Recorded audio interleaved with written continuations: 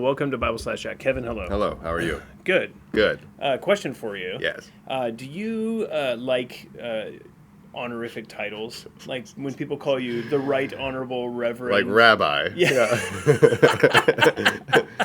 The Right Honorable Reverend. You know what's funny is youth group pretty much has no honorific titles for me. So They're like, Kevin. Yeah. Yeah, I guess they say thing. Mr. You know, Mr. there's Van Tongeren. That's good. Sure. Yeah. That's fine. Uncle Kevin. No, I'm just kidding. The reason why I asked that is, I think in a sense, you got a little cough there. Not a Well, a problem. little bit. You know. In a sense, actually, if you just look back over history, there has been a place of reverence and like a status that's associated with the ministry of the word in various ways, and that's not necessarily a bad thing. We don't want to denigrate the support and encouragement of people who teach the word, which is great, right? Galatians 5, sure. Galatians 6, Paul says share with them. Yeah. 1 Timothy 5, Paul says give them honor.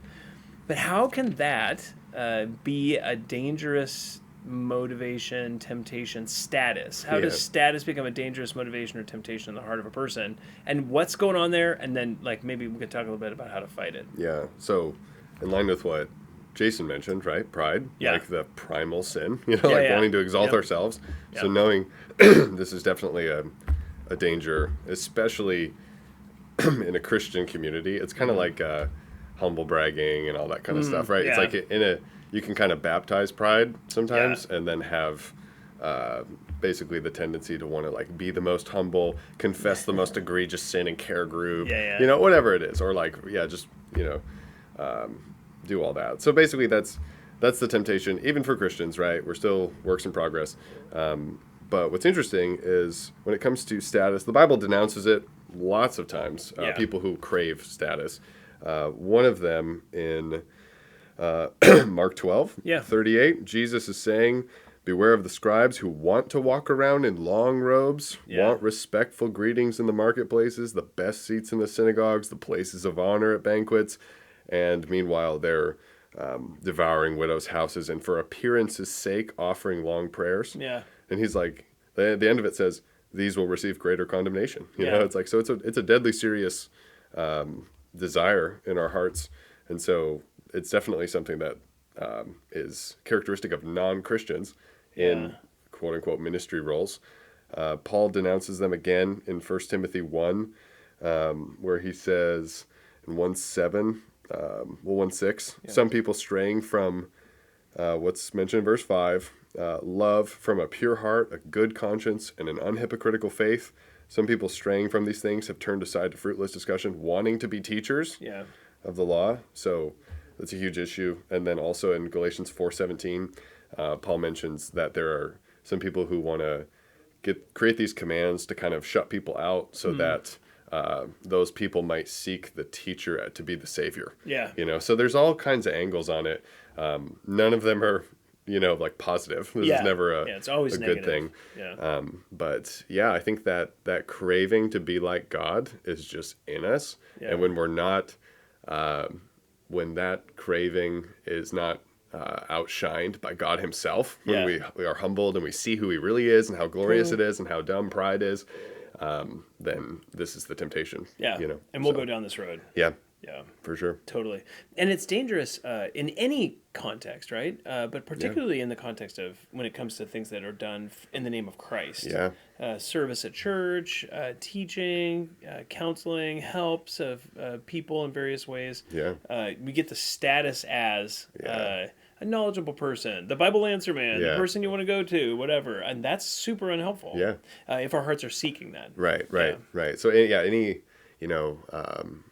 this person leads sound. This person leads worship. This person is the, Sunday school teacher or whatever. Like all of that, it's just a really huge danger to realize or that we need to know about in our hearts when it says, in Philippians 2, we should regard others as more important than ourselves. Like that's what Christ did. Like Christ, who is the king, came and showed us what it means to be a king in his kingdom by being the servant of all. Mark 10:45, Yeah, totally. And he's saying the Gentiles, in that context in Mark 10:45, Jesus is looking at the disciples. They're all about, hey, which one of us is the greatest? Yeah. And he says, it's not supposed to be this way among you guys. Yeah. You know, like the Gentiles do this, people who don't know me do this, but in my kingdom, the king's the one who gets, you know, very, very low and becomes the servant of all. And the lowest of all, So that's so good. It is crazy though how nefarious we can get with like trying to, you know, exalt ourselves even when we are in those low positions. Yeah. Like it's not like if you're humble one day, you'll be fine the next. You know? Totally. So, that's so helpful. I heard one time a guy say the Pharisee has learned to wear the publican's robes.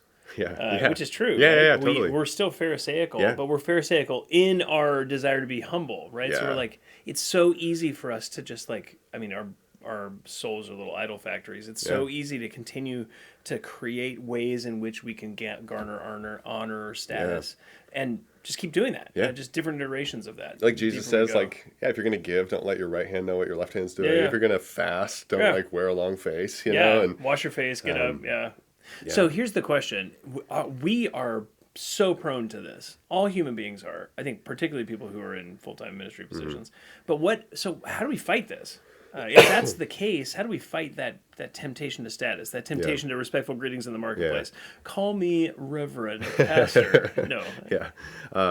I think in Philippians 2, Paul is combating exactly that. And the way he does that is he points them to the glory of Jesus and what he is like. And that is something that to a Christian whose eyes are open spiritually, that's something so much more beautiful, more satisfying. Yeah. Because the desire is, oh, it'll be great for me if I accept this high status or accept the, you know, accolades of other people or whatever. But in Philippians, it's like you see Christ, you see the surpassing glory of his model of coming to be the servant of all. And it's like that is actually far more satisfying than receiving those things. Like Paul says in Acts 20, it's more blessed to give than to receive. You know, it's like it's more blessed to be serving others and disappear than to be the celebrity or whatever. And to receive honor, So, and it's so interesting too, like you said before, there's that desire to be like God in us. Jesus was God, and Paul says, even though he was in the form of God, he did not regard equality with God a thing to be grasped, like something to be grabbed after, you know? So he's not grabby for position, power, authority. He actually relinquishes that stuff. And in looking at him and seeing him, it actually causes us to relinquish it ourselves and point to him because of the glory that's in him. Super helpful, Kevin. Sweet. Thank you. Dangerous? Very dangerous. Should we get you a name tag? Says Rabbi. Rabbi. I think there's a passage about that. Nice. Else. Very good. Well, good, Kevin. Thank you so much. These are hard things, right? I mean, it's like stingy. It's totally. Stingy to the soul. But good. It's like there's so many. You can see it comes up in so many different passages. Totally. It's like we need it all the time. So. And it's such a temptation. Yeah. Awesome.